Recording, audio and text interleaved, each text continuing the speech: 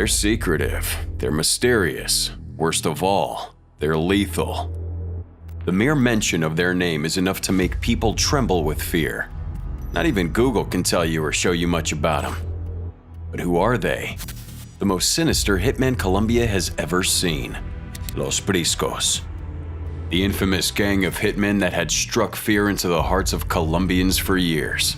And while it was Escobar who was the main man behind the whole story, you won't believe the role that Los Priscos played in his success. Sit back and prepare to be captivated by the story of Los Priscos. It's as fascinating as it is chilling.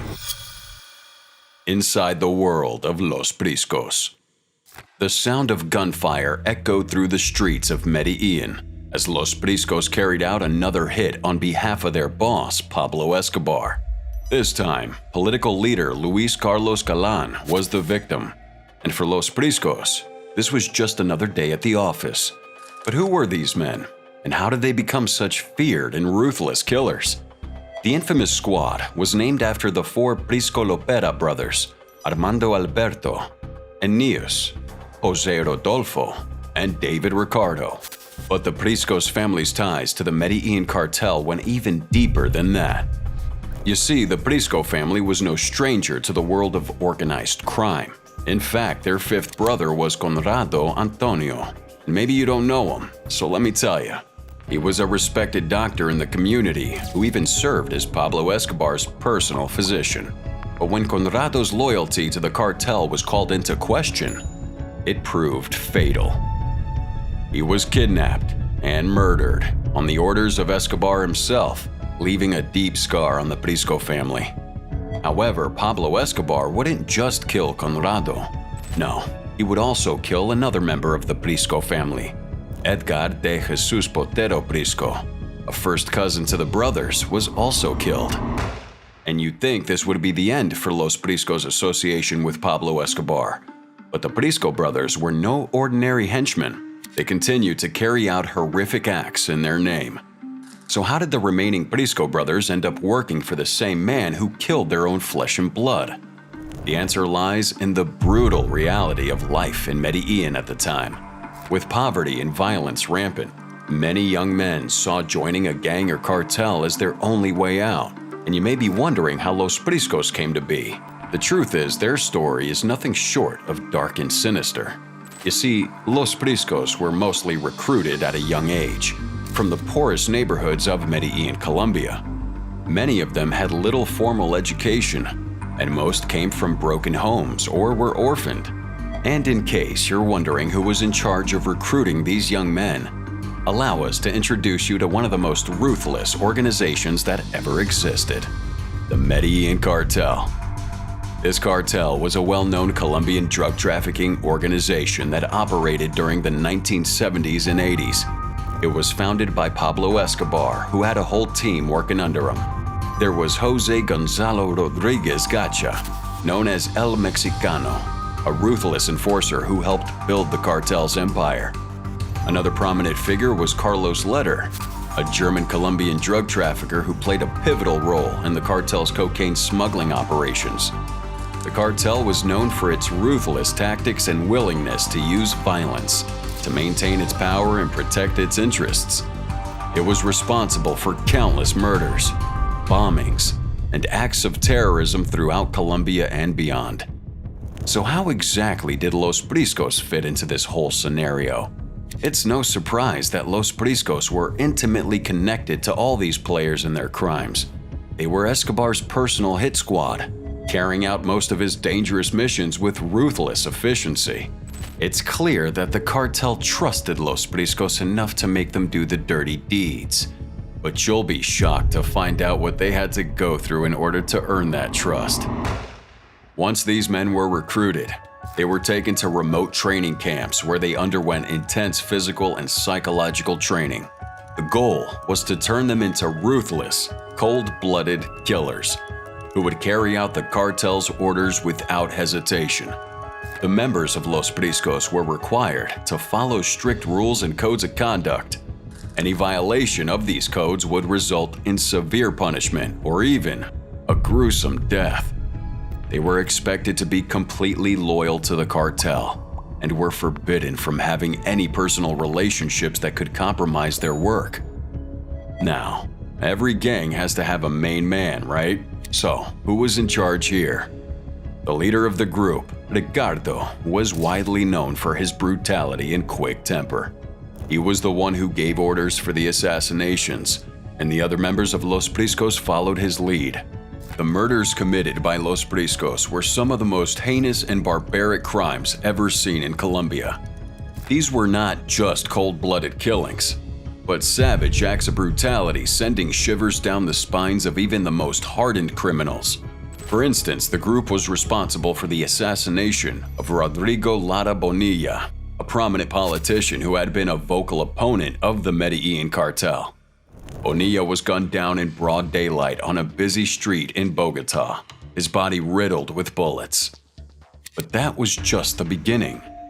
Los Priscos were also responsible for the murder of more than 300 police officers, judges, journalists, and other public officials who dared to stand up to the cartel's power.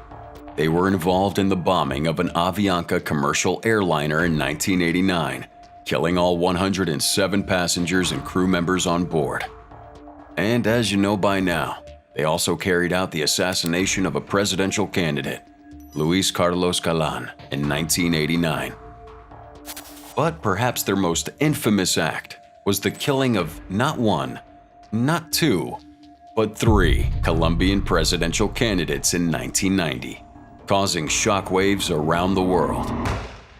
These killings were seen as an attack on democracy itself, and Los Priscos quickly became the most wanted men in Colombia. Their methods were nothing short of brutal.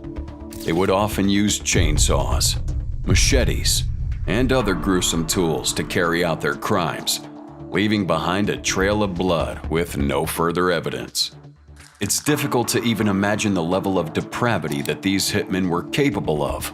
What's even more disturbing is the fact that the group operated with impunity for years, with law enforcement unable to stop them. It was only after the death of Pablo Escobar and the dismantling of the Medellin cartel that some of the members of Los Priscos were brought to justice. The notorious hit squad of the Medellin cartel. How would it feel to be in the personal hit squad of one of the most notorious drug lords in history? And what kind of twisted world must exist where murder and corruption is just another day at the office? Los Priscos were not just hired killers. They were a crucial part of the Medellin cartel's power structure. Los Priscos played a significant role in the cartel's drug trafficking operations, transporting cocaine and other illicit substances across international borders. They also helped launder the cartel's vast wealth, working in tandem with corrupt bankers and businessmen to conceal their illegal profits. Not only that, they were also responsible for transporting tons of cocaine into the US, Europe, and other parts of the world using a variety of methods. Take a look at this. Hidden compartments in vehicles, boats, and even planes. Can you believe it? They would stop at nothing to get the job done, even if it meant risking their own lives or the lives of innocent people. You see, working for Pablo Escobar meant putting yourself last. Money laundering was also a major part of their activities. They would set up illegal fronts and shell corporations to disguise their source of illegal profits, often using legitimate businesses as a cover. They were masters of deception, able to hide vast amounts of money, making it appear as if it had been earned through legitimate means. But their involvement in the cartel's activities didn't stop there. Los Priscos were also responsible for collecting debts from rival drug gangs and anyone else who owed money to the cartel. And if that sounds impressive to you, it shouldn't. There's nothing pretty about Los Priscos, because when you consider how they mistreat their victims, it leaves a bitter taste in your mouth. They would use intimidation tactics, such as kidnapping and torture, to get what they wanted. And Los Priscos didn't flinch at the idea of targeting family members just to reach their victim. It was all part of their twisted game. And people quickly learned that these guys were not to be trifled with. The level of corruption and criminality within the Medellin cartel was truly staggering. What happened to Los Priscos?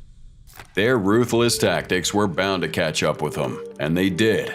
Karma came in the form of a violent and bloody showdown. But was justice truly served? Or was it just a momentary victory in the ongoing war against organized crime?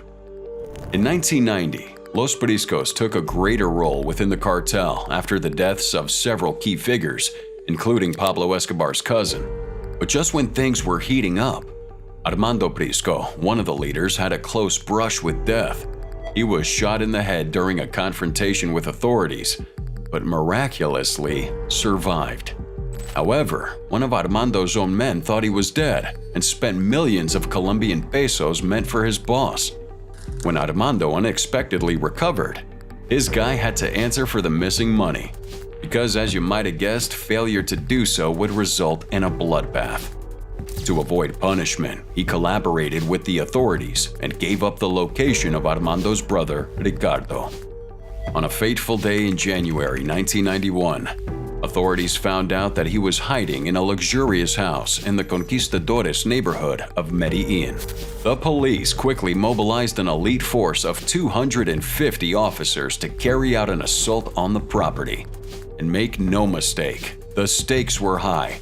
Ricardo was considered the 9th most important man within the Medellin cartel structure at the time. The operation began just after midnight, and the Prisco brothers put up a fierce resistance. As the officers stormed the building, shots were fired from the inside, and the gang members attempted to flee. The police had to blow up the locks on the doors to gain entry, and a violent gun battle ensued. In the chaos, David Ricardo was hit by 10 bullets and killed on the spot. Now you'd think this is where the story ends, but you're wrong. Armando Prisco, who was hiding out on a nearby farm, was also targeted by the authorities. A gunfight ensued and Armando was killed. But what's interesting is that Armando Prisco was, according to a later report, already paralyzed from his previous brush with death. So it appeared that the police made a spur-of-the-moment decision to mete out the ultimate punishment for him: death. With the death of the brothers, Los Priscos were effectively dismantled, but not before they were wanted for ordering the murder of 50 police officers and 9 other murders. It's a wild and tragic tale of power, betrayal, and violence. Los Priscos were just one small part of a much larger and more complex story. Their story's a reminder of the dangers of organized crime and the devastating impact it can have on individuals, communities, and entire countries.